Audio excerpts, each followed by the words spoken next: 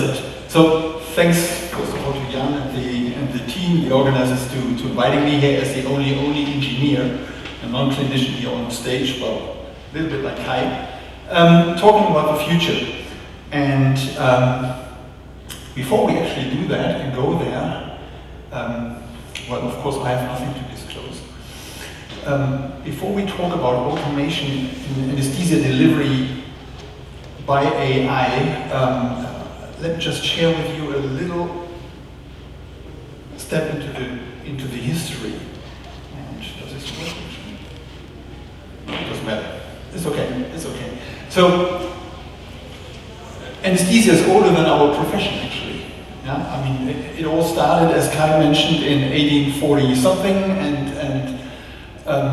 this left picture here shows the clinical testing of the prototype of the first ever anesthetic machine developed by the Dragons, together with the guy in the dark beard. That's Otto Roth from the city hospital in Lübeck. He was a surgeon and solving the problem of dosing anesthetics and oxygen in a device. And so that was the first ever anesthetic machine in the world. If you compare that to what we're using today, there's a bunch of different medical devices surrounding the patient, surrounding the anesthesiologist for a very good purpose. So in those 123 years, we learned from incidents and accidents. We learned a lot from clinical research, new drugs that have been introduced. And we've been quite successful over these long periods of time, because if you just imagine that just 130 years ago, more than every second surgical patient would not wake up again. Yeah? And we managed, with all the research we put into anesthesia and improvements of anesthesia, to get the mortality rate, the anesthesia-associated mortality down to 4 in 1 million. I mean, folks, this is something we can all be really proud of, and we've achieved a lot.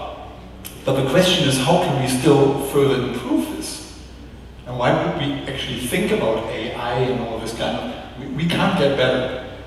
We definitely can't get better. But if we look at some of the publications around acute care and anesthesia delivery, then just the fact that more than 80% of all critical incidents are related to loss of situation awareness, and that goes back to what Kai just said.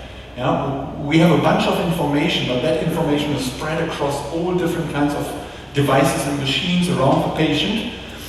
And the conclusion you draw out of all that data is still cognitive work. Yeah, if there's a blood pressure alarm, then it doesn't tell you why the blood pressure is high. It could be a drug that you just administered, it could be a change in ventilation, a change in the patient's position, whatever. But you have to find that information yourself and then draw conclusions and act. And this is something where we believe more technology and better visualization, etc., will help a lot. Yeah. Also, the reduction of this incidence of delirium, cognitive decline induced by drugs, by the environment in the ICU, etc. So there is room for improvement. Use errors, they are common, they do happen.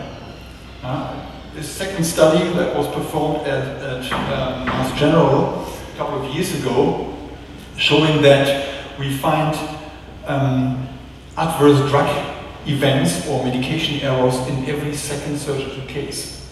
So why do they happen?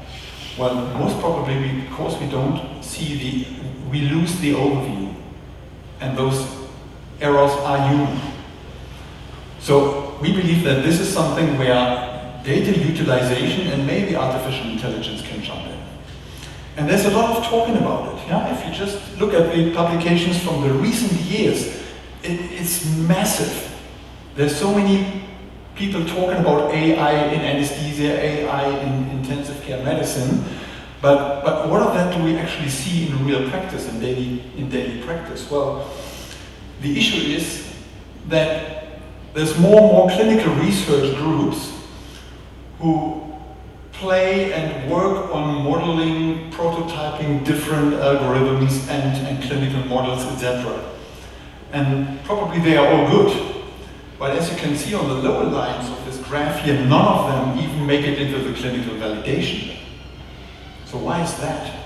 Yeah, and they all remain somewhere on technology readiness level 3 to 4, which is prototype only. So why don't we see it in clinical practice? Well, one of the simple answers is, first of all, we don't fulfill the technical requirements and regulatory requirements. And secondly, clinicians are not engineers and not manufacturers of medical devices under MDR regulations, FDA regulations, etc. That's the simple summary. And I highly recommend this paper, which has recently been published by a lot of names that you're all familiar with.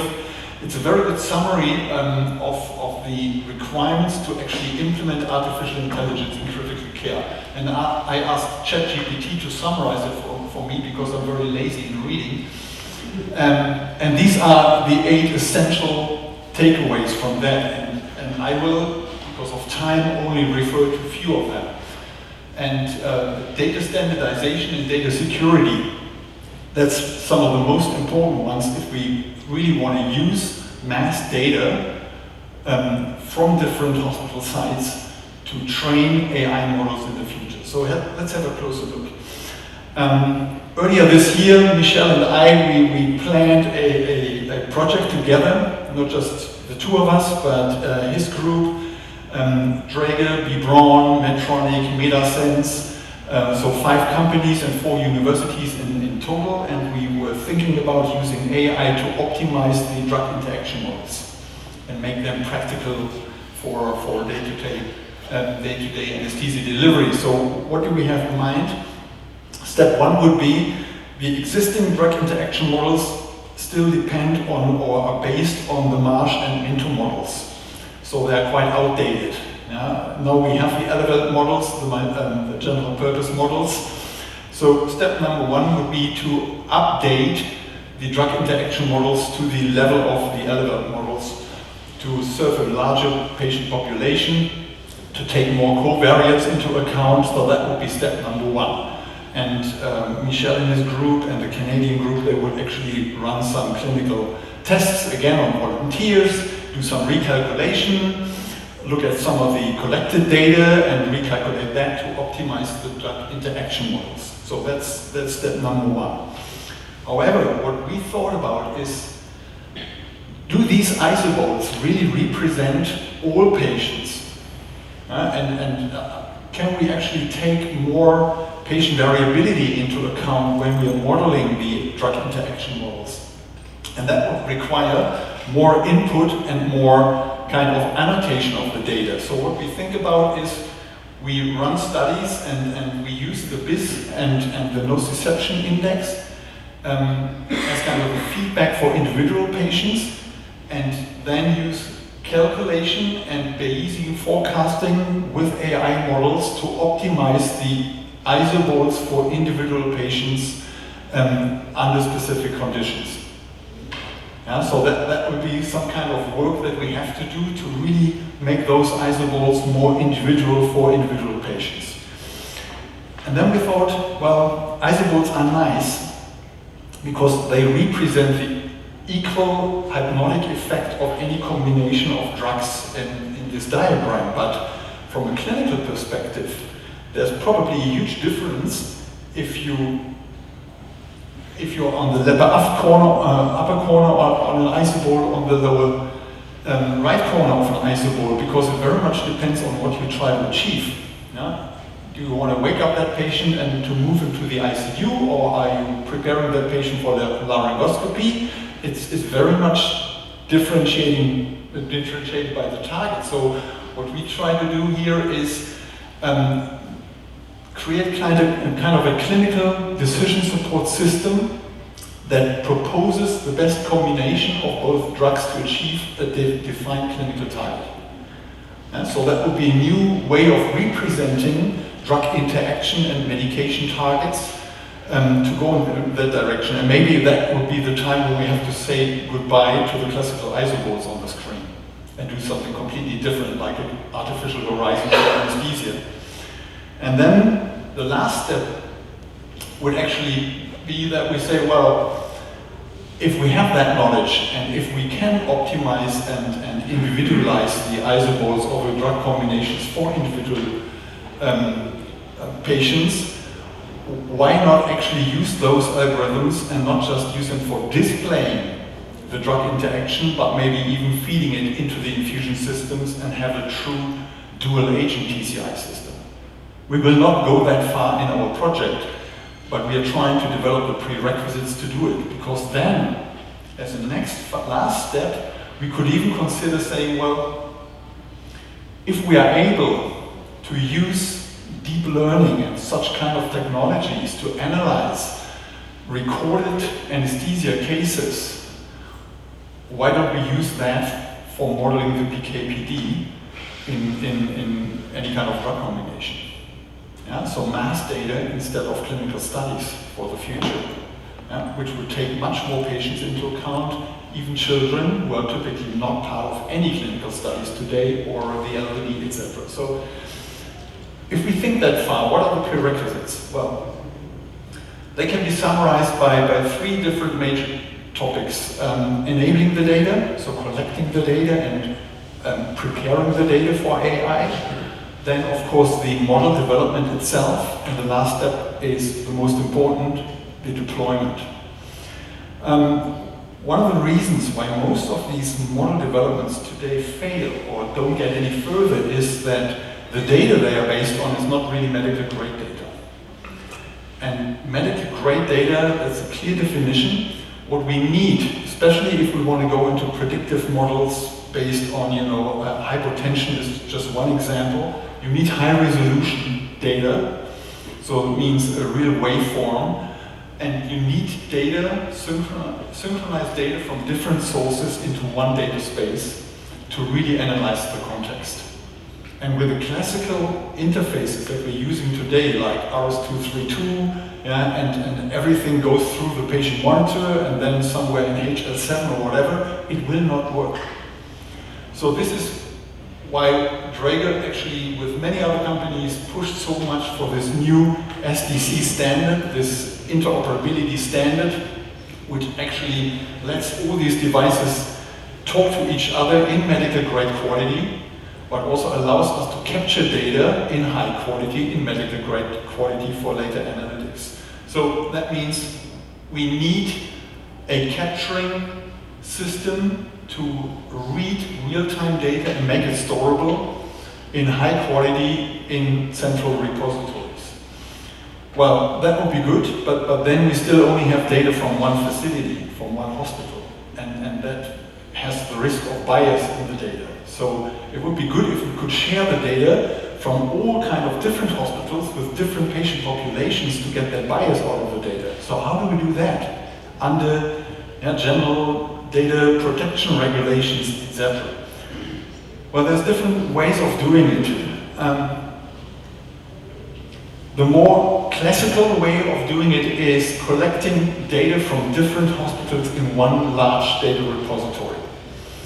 But here comes the problem. That means we have to de-identify the patient. So that would require a high level of anonymization of the data, with a big risk that then we are losing the context.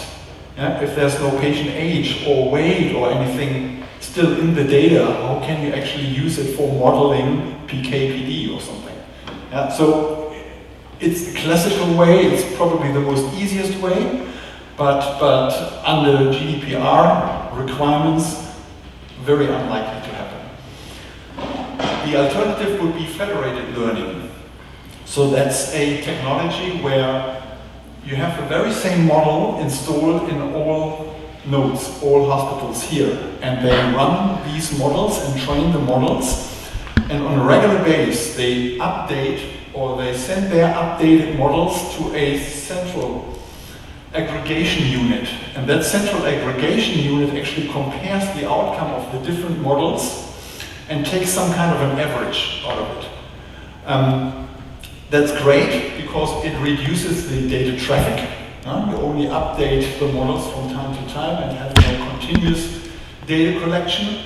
And at the same time, it really reduces the overall data load. But it requires a very well-designed aggregation system on top, just to avoid what we call client shift. Yeah? If there's one very dominant model coming from one side, this could actually dominate the overall outcome, and again, it wouldn't suit all the others. And then the third methodology is not really mature yet, but this is under development, especially with the big data firms like Google, etc., the swarm learning, where actually all sites run their own model development, and the sites or the nodes in between share their results continuously and update their models with the learnings from the others. So that doesn't require any centralized data analytics, it's just a continuous communication between the different participants to actually learn from each other during the course of the model development. Very basic description, but this is actually what it's doing.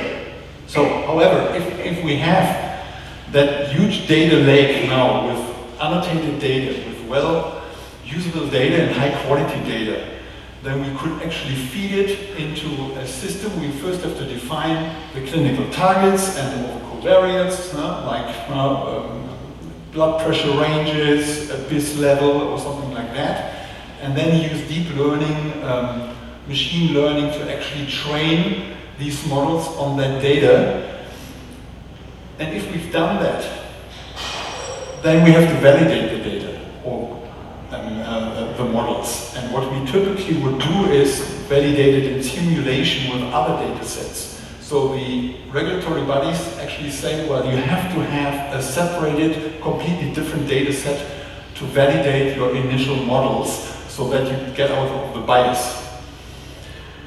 And for MDR reasons or for medical device regulation reasons, we actually then have to finally freeze the algorithm, because everything that we want to make a medical device today has to be describable and reproducible. So we can't run a continuously learning system in high-risk areas still. Yeah? You find that regulation also in the EU AI Act. So we would have to freeze that algorithm, but of course in half a year or something we can run updates, but we always have to validate that. So how do we deploy it? Well, deployment again requires a real-time, high-quality communication between medical devices. And what we propose here is a central deployment on an application server. And that central application server could run any kind of smart application, because with that ecosystem we would have real-time access to the data from all data providers, like a BIS monitor, a nociception monitor, a hemodynamic monitor, the anesthetic machine, the infusion pumps. But at the same time, the algorithm then can, at the same time, remote control the therapy devices. Or, as in my example here, the result of our algorithms could actually be displayed on a central screen, which is also connected live to all medical devices. And once again, this standard is new, we have it in place, so this opens up a full era of new possibilities and applications, because all of a sudden we now really have a live connectivity of medical devices in medical grade quality, where we can run real clinical applications. I'm actually convinced that we will never have autonomous anesthesia running by a computer. And it wouldn't make any sense, but what I believe, and Jesse Ehrenfeld actually phrased it pretty nicely. So AI will never replace physicians, but physicians who use AI will replace those who don't. I strongly believe that we can use parts of it and maybe automize or sub-automize some sub-processes in anesthesia, like bring me to an intubation mode, or a kind of a macro for the wake-up procedure. Something like that I see really doable and reasonable. But if we talk about deployment and implementation of AI-driven applications in clinical practice, it's much more a question of ethics, clarification on the responsibility, but also the change management in your organization. Because there's a new member, which is a computer. And people really have to understand the capabilities and the limitations that kind of technology brings. So I'm over 60 now, but still have to get myself into this topic, and that accounts to all of us. It's coming, we can't get around it. So make yourself familiar with AI and the capabilities and the limits it has. This will be an integral part of our work in the future. Thank you very much.